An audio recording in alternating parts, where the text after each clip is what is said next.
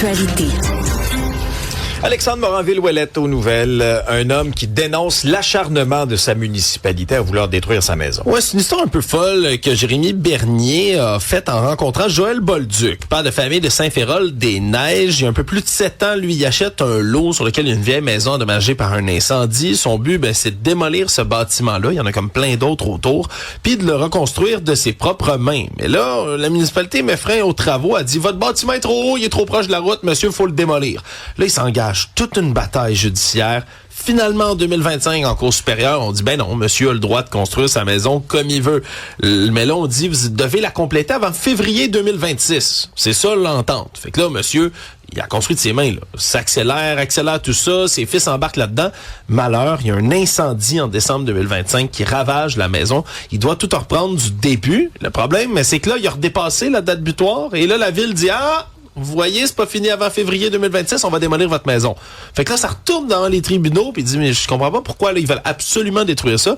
Non seulement la maison qui a été incendiée, mais tous les bâtiments secondaires dans lesquels la famille habite autour, qui étaient utilisés jusque-là pour les loger. C'est vraiment toute une histoire, je vous invite à lire dans le journal. Qu'est-ce qui se passe avec Harry et Meghan? Ben là, ils vont retourner au Royaume-Uni. Oh. C'est ce que la presse, entre autres britannique, aurait appris. Oui, c'est le cas de le dire. J'ai moi-même fait le saut.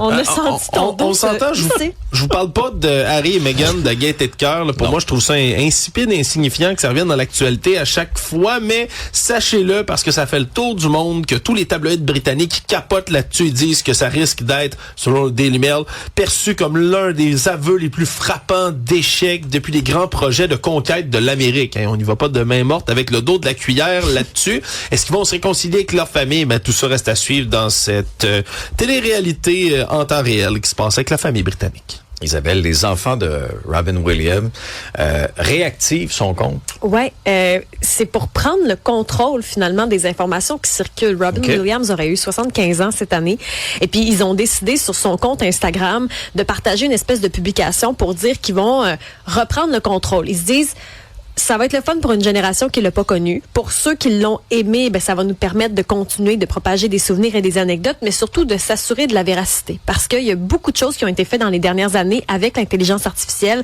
qui sont pas vraies, qui sont faites avec l'intelligence, qui sortent d'un peu nulle part. Donc, eux autres veulent prendre le message et en faire quelque chose de joyeux. C'est les 3 enfants qui en ont fait l'annonce. Je trouve ça quand même triste qu'on en soit là. Aujourd'hui, comme il n'y a pas de réglementation sur les réseaux sociaux, il y a tout et n'importe quoi qui a pu être diffusé avec le nom et l'image de Robin Williams. Il y avait une nouvelle cette semaine, entre autres, c'est Radio-Canada qui nous parlait de ressusciter les défunts avec l'intelligence artificielle. Moi, j'avoue que j'ai un malaise.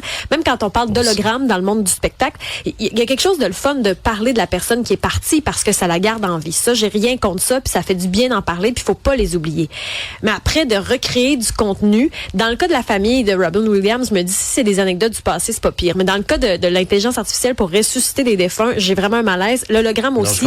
À un moment donné, quand les gens nous ont quittés, c'est triste, mais ils nous ont quittés, là. Après, on peut se remémorer. On peut écouter leur musique, on peut regarder leurs films puis partager des moments, mais je trouve qu'il y a une ligne qui est très, très mince puis j'ai peur éventuellement d'une dérive. Parce qu'avec l'intelligence artificielle, tu peux faire n'importe quoi là, à quelqu'un puis c'est là, je trouve que là, il y a des dérapages épouvantables. Il y avait eu un compte il y a quelques années sur TikTok, entre autres des enfants disparus, puis il faisait parler les enfants disparus avec l'intelligence artificielle. Ça avait vraiment rendu les gens mal à l'aise. En Mauricie, entre autres, il y avait eu un cas particulier. C'était épouvantable de voir ça. Je pense aux familles de ces disparus-là quand ça a eu lieu, mais il y a comme pas de réglementation encore là-dessus. J'espère qu'on y en viendra à quelque chose.